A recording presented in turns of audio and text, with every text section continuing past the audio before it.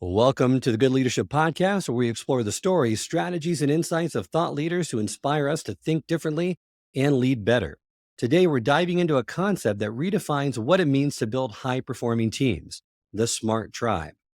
Joining us is Christine Comaford, a powerhouse in leadership and culture transformation. With over 35 years of experience as a leadership and culture coach, Christine has helped organizations navigate growth and change with remarkable speed and clarity. She's also a New York Times bestselling author, a serial entrepreneur, and a human behavior expert who specializes in applied neuroscience. In this episode, we will answer the questions why some teams thrive while others struggle to survive. Christine will also unpack the neuroscience behind high achieving teams, sharing practical ways to shift your team from reactive chaos to unstoppable cohesion. Through her experience in guiding organizations from dysfunction to brilliance, Christine reveals how focus, clarity, and accountability form the pillars of high-performing teams. So let's dive in. Welcome to the Good Leadership Podcast, where we engage with esteemed thought leaders and explore research-backed strategies and techniques that empower leaders at every level to achieve meaningful results that drive lasting change. You use the term smart tribe to describe high-performing teams. What distinguishes a smart tribe from other teams in terms of mindset, behavior, and performance? Thank you. Great question. So we call it Smart Tribe because we have the majority of people in their smart state. So we have two states. We have smart state, high collaboration, clear communication, deep emotional engagement, awesome innovation. And then we have critter state, like a little animal, safe or not, dead or not, fight, flight, freeze, very primal. And when we've all been in critter state, like if someone cuts you off on the freeway, whoa, right? You get to that pure raw survival. When we're there, massive stress, etc. The best part of being human, the prefrontal cortex, shut down. Hard to make good decisions. Forget innovation. Forget emotional engagement. We are in pure raw survival mode. So we want to do all we can as leaders to get people in and keep them in the smart state. Well, and then the essential characteristics. Let's unpack a few of those of a smart tribe and how leaders can identify whether their teams meet this criteria. When we help people understand how to be a tribe member with a mission, a purpose, a vision, here's where we're going together, and values, here's who we are together, then people know how to behave.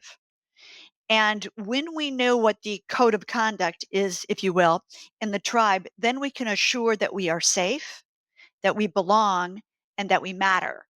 And when people experience high levels of safety, belonging, mattering, their performance goes through the roof, their productivity through the roof, emotional engagement, etc. So I know leaders sometimes think, well, let's be, intellectual because it's all a mental exercise, but 90 to 93% of all of our decisions, of all of our behaviors are dominated by our emotional brain. We need to make sure that we honor the whole being and we pay attention to have we created enough and sustained enough safety, belonging, mattering in our culture. Otherwise, sayonara to performance. Well, there's so many essential characteristics to this. How can you help leaders really identify whether their team meets this criteria or not so that they know of how much work they have to do moving forward? Yes, thank you. So, what we do is a 10-question assessment. 3 questions on safety. The employee, the associate doesn't know that they're safety questions, but they're questions helping us uncover, does this person feel safe here? So 3 on safety, 3 belonging, 3 mattering, and then 1 net promoter to give us a feeling for, wait, what's happening in the culture? And, Charles, one of the biggest things I see, actually 2 of the biggest things I see that erode a culture, that take people out or prevent people from getting in to their smart state is people don't have a career path. They don't have an individual development plan. They don't understand. I should stay because the company's investing in me. Here is specifically how I'm going to grow. But also, and I know it might sound so fundamental, not getting enough appreciation. And our go, go, go, go, go, we're forgetting to appreciate and acknowledge people and hold them to a fair standard. You can't hold a junior person to a senior executive's standard. That's crazy. right? So that gives them a feeling of not mattering, and there goes the revolving door. If people don't matter, why should they stay here? I'm completely in agreement with that. We are in execute mode all the time. A lot of leaders are, and they forget to take time to reflect and to appreciate others throughout the day and within their teams. I love how you combine neuroscience with all of this practice. And I love to get a little bit deeper dive into the brain because there's really three essential parts of the brain. And that first part is the brainstem. It sits at the base of your skull, and it's commonly called the reptilian brain. So here's the thing, the brainstem, the reptilian brain, is responsible for life support, breathing, temperature regulation, balance, pretty basic stuff. The next part of the brain, mammalian brain, and this is the triune brain theory. There's a bunch of different brain theories, but just for the sake of leadership, I find triune works best. So the mammalian brain, that's where we have our emotion. Now, here's the important thing. Notice that there's a lot of emotional centers. The primary emotional center in the brain is often the hippocampus, which is also where we have learning and memory. So if we're in deep critter state and we're kind of shut down, we're not going to remember things. Think about when you've had people not able to remember things, not learning effectively, etc. It's because they're under massive stress. So the reptilian brain is saying, am I dead or not? It's not saying, am I alive or not? It's saying, am I dead or not? The mammalian brain is saying, friend or foe, friend or foe? Am I safe? Do I belong here? Do I matter? Then the prefrontal cortex within the neocortex, the third part of the brain, is where we say, what can I create? We want people in. What can I create? With a balanced emotion and knowing that they are safe enough. Thank you for providing that explanation of the triune brain because you define that critter state as that reactive mode driven by fight, flight, or freeze, which is that reptilian part. And then the smart state as a space for really innovation and growth. So, explain kind of those two states in terms of brain function and their impact on team performance. When Einstein created the theory of, or discovered the theory of relativity, he said that first he saw it, then he could speak about it, then he could actually write about it. The key part of our brain that is involved in innovation, creativity, etc., is the insula. Here's the tricky part. The insula is where we also hold hurt feelings. I think all of us know somebody who had like a really difficult divorce and they're still grumpy about it 10 years later. Insula. So here's the problem though. Hurt feelings, and I know people might be saying, Christine, we're not responsible for people's feelings at work. Uh, just a sec. When we have deep hurt feelings, unfairness, well, why did he get promoted? Why did she get that cool project? This is why we have to have an individual development plan and we have to be showing people how they need to grow and how we can help them grow. When we have the insula tamped down, there goes innovation, there goes emotional engagement. So we have to see the person as, frankly, an emotional creature. And our job is to enroll and engage that emotional creature so that they can soar. Because emotions are to people as wings are to a bird. We need to understand the profound role of emotions in life in the workplace. So we've talked about the smart tribe, some of the characteristics. We've talked about the different states, the smart state versus the critter state. Love to jump into some of the accelerators that you mentioned to build brilliant teams. And the first one is focus. Describe for us those three dimensions of focus that are so important. Yes, for focus, we have to actually be here. We have to be present. And so often we're in like this glorious future, but we're not paying attention to what we have to do right now to get there. So be present, be real. Okay, here is the state of the world. Let's acknowledge that we have in the US, we have a huge engagement problem. So let's just be present to and realistic about what's happening here. And then let's understand what are high value added activities for each role and what are low value added activities, and let's prioritize the high, because we all know good work is rewarded with more work. And there's an infinite amount of work. So we need to teach people how to have high priorities, low priorities, but understand that there's only so much energy. So we recommend a high value, low value assessment. It's real quick, 2 columns. What are your low value added activities, and what percentage of your time do you spend on them in an average month? Because days and weeks vary. What are your high value added activities, the things that really make a difference, that move the needle, that you're really good at, that are totally aligned with the value that your role provides? What percentage? It's kind of a critter state meter, Charles, because if a leader or even a team member isn't in at least doing at least 70% high value added activities, they're spending too much time in critter state. And it's so hard for leaders to be present in the here and now. This means that if you're not in a meeting, you're listening, you're in the past or the future. Any tools or techniques that you can give leaders listening to say, you need to stay more present in what you're doing, whether it's listening to a colleague, whether it's in a meeting, or whatever it is, so that you're not jumping from the past to the future and spending very little time in the present. Yes, thank you. Great question. One of my favorites is to really listen to the person and to ask yourself, because I know people like to have a dialogue going in their head. As you're listening to them, get curious. What is it that they want from this interaction? Are they asking me for more safety? Do they need more information, etc.? Are they asking me for more belonging? Do they need a deeper connection with me? Are they asking me for validation, acknowledgement, appreciation? Is it mattering that they need? Because if we can listen to the emotional subtext beneath the conversation and we can just give them a little smidge of that, safety. I've got your back. Hey, let's create a plan, a backup plan, and a backup plan to the backup plan. We are in this together. Great word. Hey, we're doing this together. We're in this together. Gives all three: safety, belonging, mattering. If they want more belonging, hey, who else can we bring onto the team? I'm so glad you're on the team. How can we help the team thrive? Okay, now you're part of the team. You're belonging with them. Mattering. Wow, I really appreciate your contributions, etc. I totally trust you. You're the best person to run this project, all that good stuff.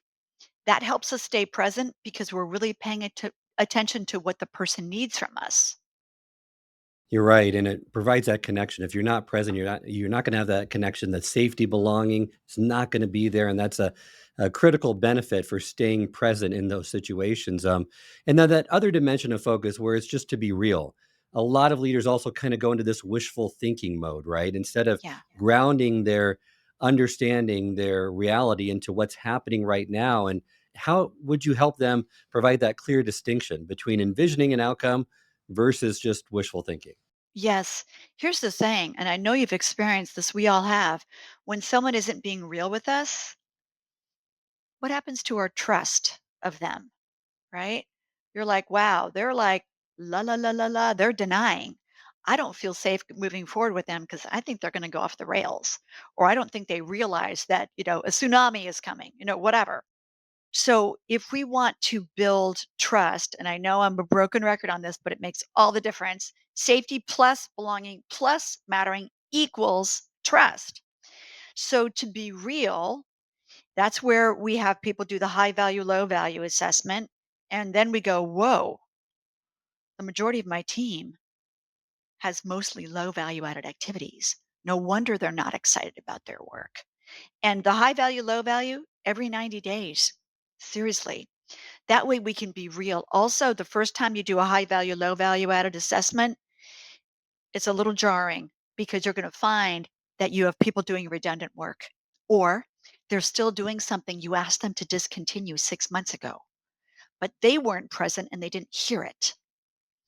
So we always do this with a let's work on this together, but also another way to really be real and present is when we communicate with someone to say, hey, could you echo back what you just heard? Because not them, I want to be a better leader and I'm working on my communication. Could you echo back what you heard? Because I want to make sure I gave you a complete spec for this project I'm giving you. We have to take responsibility for How present are we being? How effective is our communication? You also mentioned our system does a lot of deleting, distorting, and generalizing and every second of the day. And it's not necessarily bad. If we didn't filter out or delete, we'd be just overwhelmed with everything that's coming at us throughout the day. The problem comes when we delete things we don't want to see, hear, feel, or deal with instead of just dealing with them. So give our leaders some insights into, yeah, the deleting, the distorting, the generalizing is good, but we don't want it to go to a certain level. Yes. Okay. So deletion, let's talk about that first. There are over 40 million bits of information coming to us from Google's research, coming to us every minute. Of course we delete. We'd be nuts otherwise. No one can pay attention to everything. Think about a time when you wanted to buy a new car. Let's just say, I don't know, a silver Prius. And suddenly you started seeing silver Prius everywhere. Did everyone start driving their silver Prius in front of you? No, they were there, but you were deleting them because it wasn't relevant. So our brain deletes. That's okay. However, when we delete the fact that we need to create an individual development plan, especially for our rock stars, and then they quit because they didn't have one because they got a better opportunity somewhere else, that's when we realize, man, I knew I should have dealt with that. I pushed it to the side. I chose to delete it. Now I've got a problem. So deletion comes back to being real, high value, low values. What do I need to pay attention to right now at any given moment? And it's very helpful to just pause and say, what are two things I need to pay attention to in my personal life? I'm going to go hike the Swiss Alps in 2025 summer. And I thought, oh, I'm super fit. Great, no problem. And then I thought, maybe I should just do a quick cardio assessment. And I did it and I realized my cardio is something I've been assuming was great. It's not. I'm not going to do okay in the Swiss Alps. I need to stop deleting that and get a cardio program so I expand my lung capacity so I don't totally choke on the Alps. Distortion is when we blow things out of proportion. Everyone has had a teenage moment or seen a teenager say, I'll never go to school again. I'll never such and such. Now, distortion is helpful if our servers go down and we're a financial services company and no one can do any trades. Distort like crazy. All that matters is getting the system back up. Generalizing is when we say, oh, everybody is like that. Pointing is rude. We make these vast, oh, the finance people are all bean counters. They don't have any creativity. Not true. That's a generalization. That's putting everybody in one box. As leaders, we need to catch ourselves when we do those things. Well, it speaks to distractions as well, that it helps you to decide what to ditch, what to delegate, and what to defer. Because especially for new managers, and I would argue for managers at all levels, they still have issues with this process. Well, let's move to the next one, and that's the next accelerator is clarity. What steps can a leader take to ensure clarity in their communication, both in expressing their needs and ensuring their teams understands their expectations? Two different things. One, it's really helpful to do the echo back that I mentioned to make sure that there's a complete delegation, that there's a handshake, you know, but then also often leaders will delegate. And if they do the echo back, okay, that's great. But then they're just like, off you go. And they don't check in to make sure that person didn't get into a delete, distort, generalization loop and go off the rails. So to truly empower people, we need to have effective delegation, but then we have to check in as well. Second, the outcome frame. We have to understand what outcome, what are we solving for? You know, why are we even doing this? uh, and the outcome frame is a series of 6 questions. The first is, what would we like? Something we can create and maintain. Okay. What would we like more strategic time, for instance? What will having that do for us? What will the benefit be? Well, we'll be more engaged. We'll add more value to the organization. We'll be more excited to come to work, blah, blah, blah. Okay. Third, how will we know when we have it? What proof is going to show up when we have this outcome we wanted in question number one? So, what proof will show up when we have more strategic time? Oh, well, we'll have whatever, 5 to 15 hours of more strategic time per week, which is what our clients get all the time. Okay, here comes the juicy question number 4, the ego question. Number 4, what that we value might we risk or lose? What side effects might occur? To get more strategic time. Shoot, I'm going to have to get out of the weeds. I'm going to have to delegate more. I'm going to have to invest time cultivating my people. They aren't going to magically cultivate themselves. I'm going to have to let go of control, which everybody loves. Okay. And then number 5, when, where, with whom would I like this outcome? Or would we like this outcome? And then number 6, what are your next steps? So we can use the outcome frame as a team to get total clarity on a project. We can use it one on one for somebody's career development. We can use it to solve problems. We can use it in our personal life. The outcome frame takes somebody also when someone's in critter state, it takes them from their creature neurology into their prefrontal cortex. It's a great asking questions activates the prefrontal cortex. So they get out of panic and freak out and into, what would I like? What will having that do for me? So it's a beautiful tool, super helpful. Well, and you're right. Being clear is essential to leading. And when we're clear, we feel aligned and energized. Our team feels motivated because they have explicitly stated expectations. Why do you feel being clear is sometimes so hard for leaders to do? I'd like to say that more companies, or I'd like to see more companies actually live their values because everybody creates these values and they stick them on the wall and then they don't live them. If we live our values, then there's more trust. If we live our values, then we have better decision making because junior people can say, wait a sec, before I make this decision, is it honoring the values?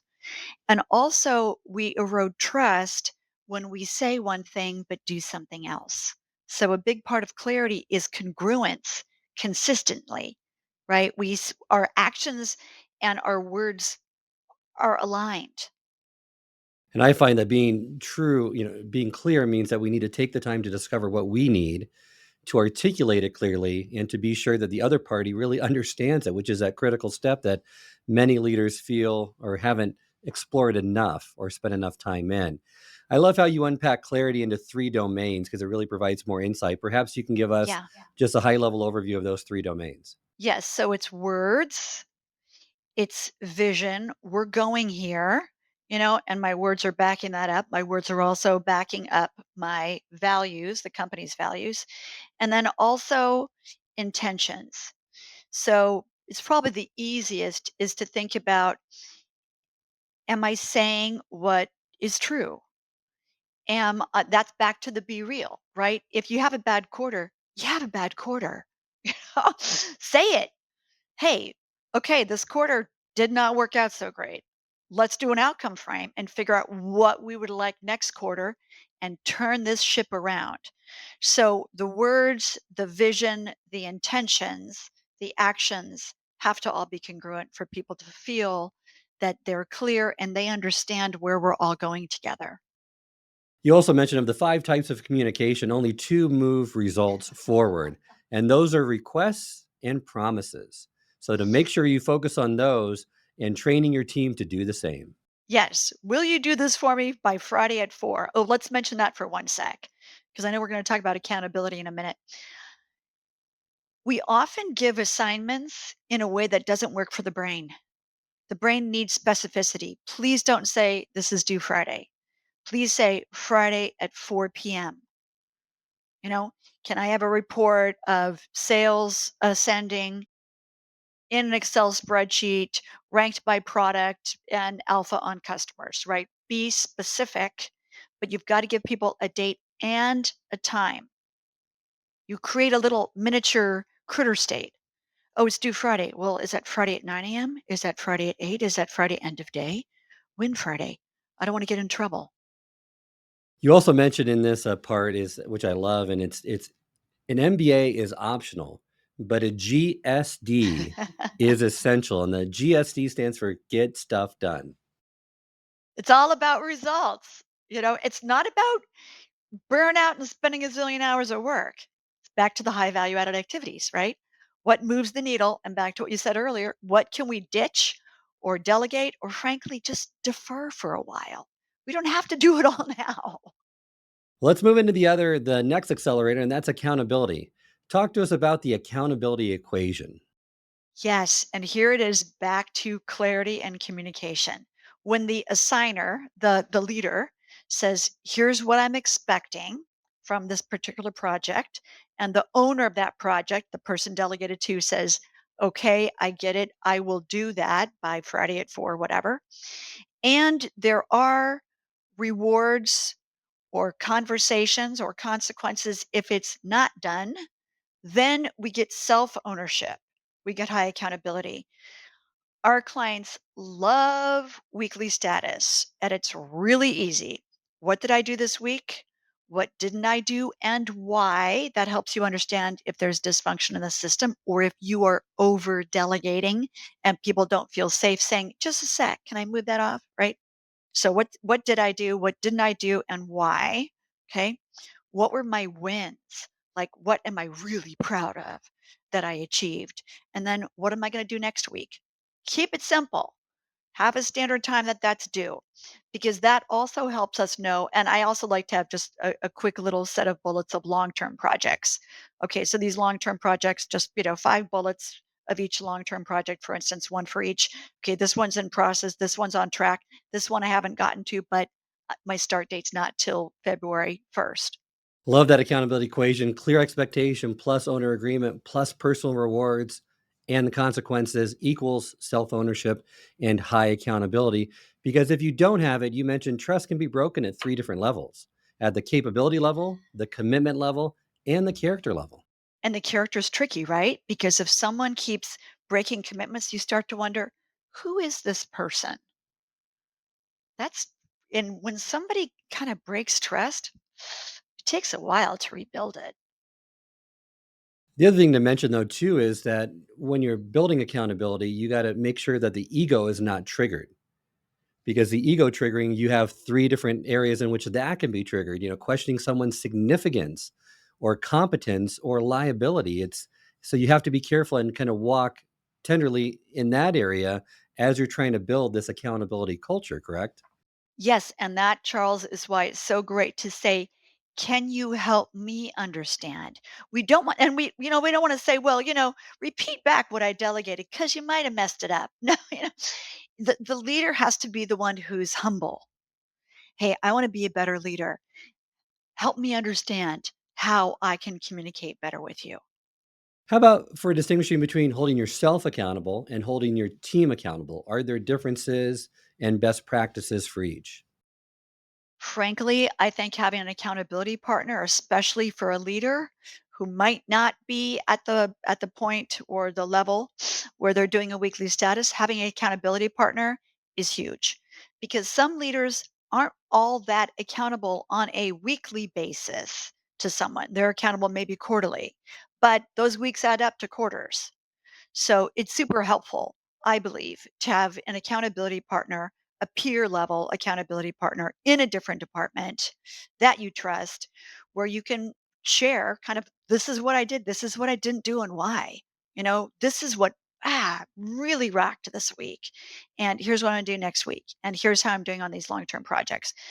Because when our team does their 90-day recurring high value, low value, we have to do it too, because some of our low values we need to move off, right? Some of our high values we might need to spend a lot more time on. You're right. Success with accountability requires that we help provide structures and containers so our team can stay in their smart state. Trust and ego flare ups put us back into our critter state. So try to minimize those whenever possible. I hope this episode has provided you with valuable insights. If it has, I ask you to share it with someone who would also benefit from it. If you've been enjoying and gaining knowledge from this podcast, then subscribe to our YouTube channel where you can find all the previous episodes of the podcast and additional learning resources. You can also subscribe to the podcast on Apple or Spotify and leave up to a 5-star review.